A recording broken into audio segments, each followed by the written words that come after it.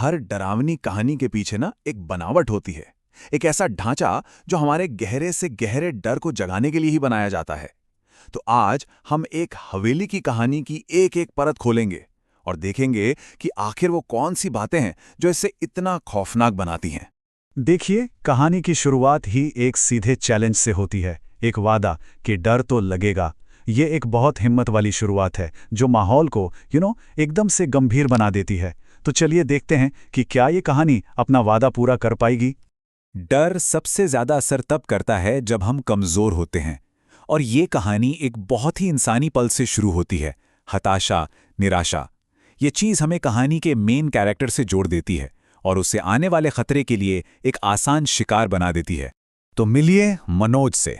वो हम में से कोई भी हो सकता है, बस अपने सबसे बुरे दिन पर है, बेरोजगार है, निराश है, और उसकी यही कमजोरी, यही हताशा उसे हमारे इतना करीब लाती है और आने वाले खौफ के लिए बिल्कुल एक परफेक्ट शिकार बनाती है।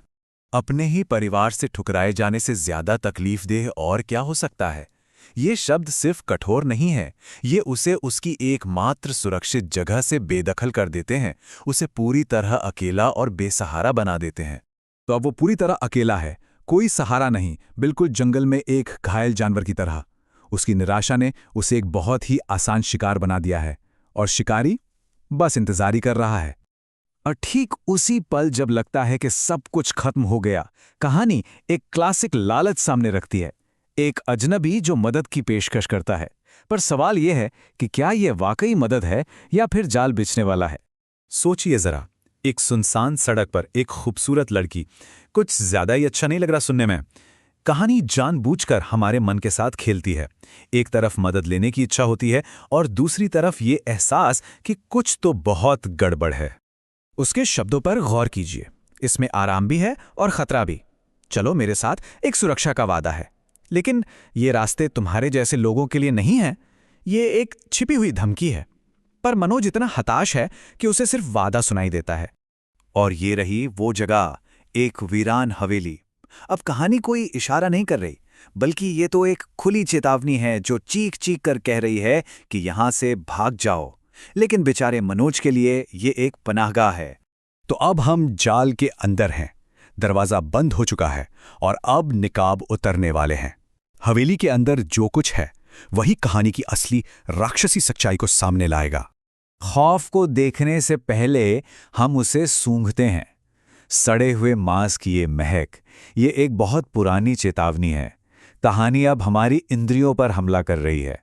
राक्षस के सामने आने से पहले ही हमारे अंदर डर भर रही है। ये कहानी का पहला बड़ा ट्विस्ट है। जो बचाने वाली थी वही राक्षस है। खूबसूरती और बदसूरती का ये जो विरोधाभास है, ये हॉरर फिल्मों का एक क्लासिक तरीका है जो धोखे और विश्वासघात के डर के साथ खेलता है। और फिर वो भयानक एहसास होता है, वो मेहमान नहीं है, वो तो खाना है। उन पिशाचों की वो क्रूर आम सी बातचीत कि उसका कौन सा हिस्सा कौन खाएगा, ये खौफ को एक ऐसे लेवल पर ले जाती है जिसकी हम कल्पना भी नहीं कर सकते। चुड़ैल के ये शब्द किसी भी हमले से ज्यादा डरावने हैं।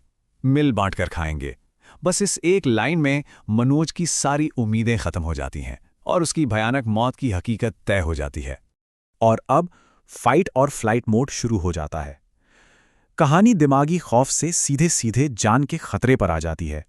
ये वो क्लासिक पीछा करने वाला सीन है जो हमारे दिल की धड़कन को मनोज के साथ दौड़ाने पर मजबूर कर देता है। मनोज शायद उस हवेली से तो बच निकला, लेकिन कहानी अभी खत्म नहीं हुई है। सबसे बड़ा खतरा हमेशा नुकीले दांतों वाला नहीं होता। कभी कभी वो एक ऐसी आवाज होती है जिस पर हम सबसे ज्यादा भरोसा करते हैं। अब कहानी हमें सांस लेने का एक मौका देती है, एक झूठी सुरक्षा का एहसास कराती है। एक गांव, एक दयालु बूढ़ा आदमी। हमें लगता है कि चलो बुरा वक्त खत्म हो गया।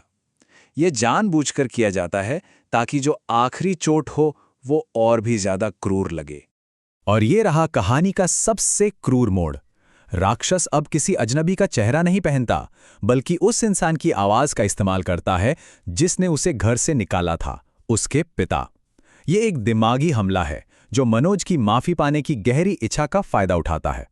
उस बूढ़े आदमी की समझदारी भरी चेतावनी के बावजूद घर की पुकार बहुत मजबूत होती है, राहत पाने की इच्छा दिमाग पर हावी हो जाती है और वो सीधे जाल में चला जाता है। ये एहसास धीरे धीरे होता है और फिर एकदम से, पहले राहत, फिर एक उलझन, मेरे पिता को कैसे पता चला कि मैं यहां था, और आखिर में जब सच्चाई सामने आती है तो वो खौफ का पल। पर तब तक बहुत देर हो चुकी होती है। और ये रहा आखिरी सच। ये माफी नहीं है, ये शिकार है। राक्षस आखिर में अपना असली रूप दिखाता है, और वो भी मनोज की उम्मीद को ही उसके खिलाफ एक हथियार बनाकर। तो अंत में सवाल ये उठता है कि असली राक्षस कौन था? वो नुकीले दांतों वाला पिशाच, या फिर मनोज की अपनी बेतहाशा उम्मीद जिसने उसे अंधा कर दिया था? ये कहानी हमें एक बहुत ही डरावनी सच्चाई के साथ छोड़ जाती है।